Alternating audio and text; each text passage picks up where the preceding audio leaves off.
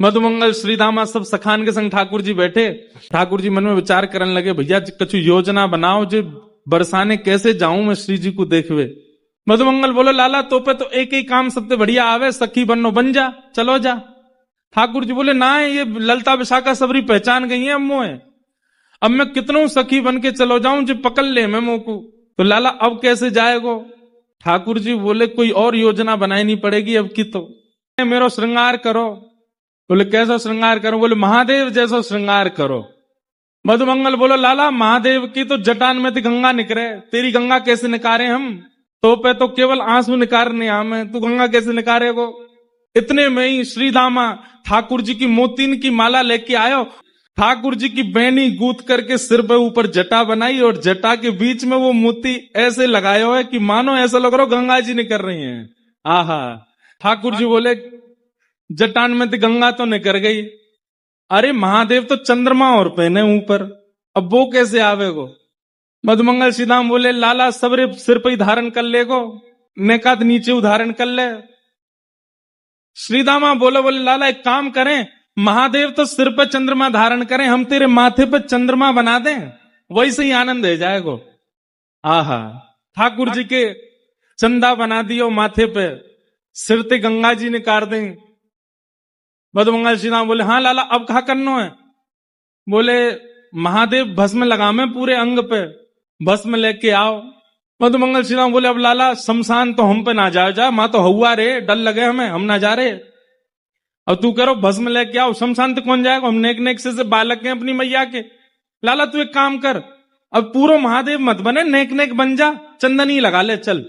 मधुमंगल श्रीधामा ठाकुर जी के सर्वांगीण अंग पर चंदन लगा रहे हैं, इतने व्याकुल हैं, इतने बेचैन रह रहे हैं किशोरी जी से मिलवे के काजे कि चंदन लग के अपने आप भस्म बन रहा है।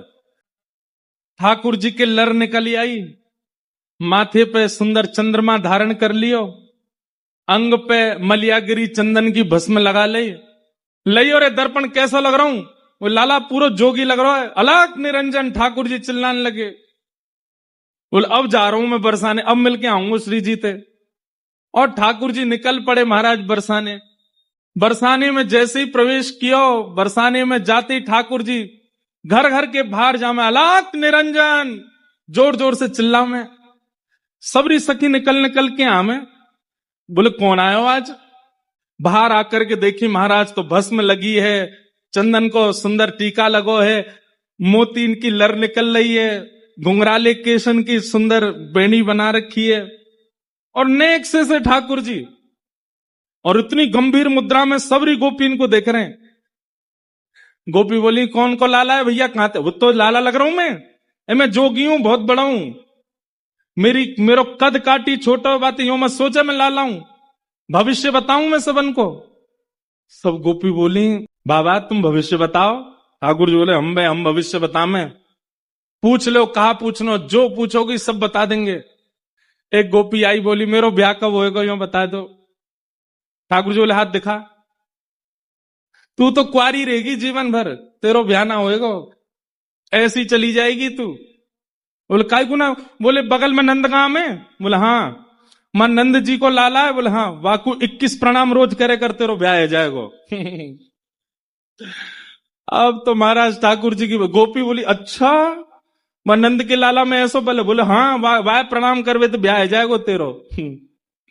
एक सखी बोली कछु, एक सखी बोली कछु, कोई को कछु बता में, कोई को कछु बता में। तभी एक सखी आकर के बोली, भैया अपनो अपनो कहां पूछ रही हो? हमारी श्यामाजू को पूछे ना, उनके बारे में पूछें कि कौन कौन योग वर आएगा उनके जीवन में। बोले, यार बाद में ले जाएंगे, पहले श्री जी से जाके पूछें। श्री जी को जाके कही, एक बहुत बड़ा जोगी आयो है तो छोटा सा, कद काठी तो बाकी नेक्सी से, पर जोगी है, बतावे सबन को, आप कहो तो हम बुला लें वाकू। श्री जी बोले, हाँ बुला के लाओ। जोगी रंग भेनाया, अच्छा श्रृंगी नाद बजाया। ठाकुर जी पहुंच गए, सब गोपी लेकर के गई हैं श्यामाजू के पास। बोले, बताओ हमारी श्री जी को ब्याह कब होएगो, कौन ते होएगो?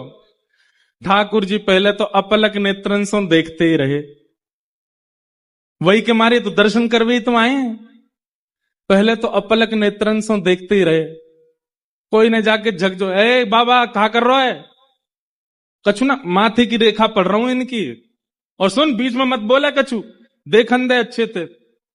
अब तो सकीन ने आसन लगा दी, बोले तू जी भर के देख, लेकिन ने बताए दियो ढंग से। ठाकुर जी सामने बैठे किशोरी जी के ललाट को देख रहे हैं, किशोरी जी नीचे नजर करके बैठी हो, बीच बीच में सकीन देखे, मुंह तो कछु अटपटो सा लग रहा है ये, देखियो कैसे देख रहा हो। बोले ना आपकी रेखा पढ़ रहा हो माथे की। खूब देर रह गई ठाकुर जी को देखते देखते। विशाखा बोली, ओ जोगी माथे की रेखा पढ़ रहा हो कि बालन ने गिनो है, इतनी देर रह गई तो है, अब वो पता ना चली। आहा। ठाकुर जी बोले देखो मैं घोषणा कर रहा हूं।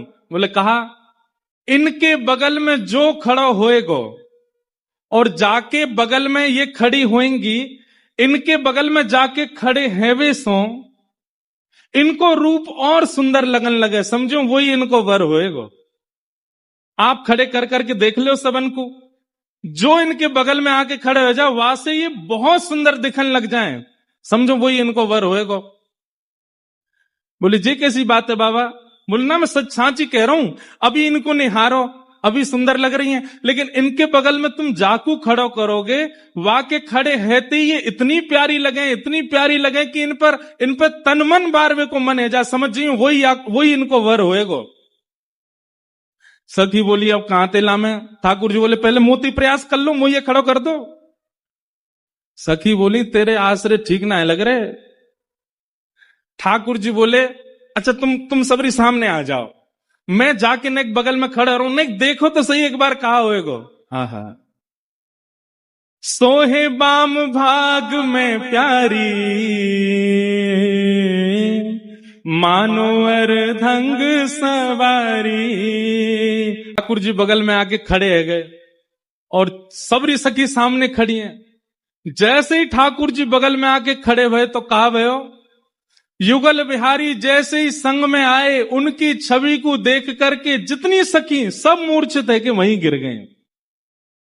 मोहन मंत्र फूंक दे मारी, सब ब्रज मोहिनी डारी। रोकवे टोकवे वारी सबरी सखी तो मूर्छित है गई, केवल श्यामा श्याम खड़े। ठाकुर जी ने तुरंत मोती वोती निकाल लिए, केश खोल लिए, अपनो स्वरूप ने दिखाया, श्री जी मैं आया हूं, से कैसी योजना बनाए के आए करो हैं, कहां बन के आ गए। बोले जोगी बन के आया हूं। सब सखी मूर्छित है गई और श्यामा श्याम को अद्भुत मिलन भयो। अब ठाकुर जी नंदगाम जा रहे हैं मिलके, और कैसे जा रहे हैं, जोगी छवि बाबरो डोले, राधे राधे राधे बोले।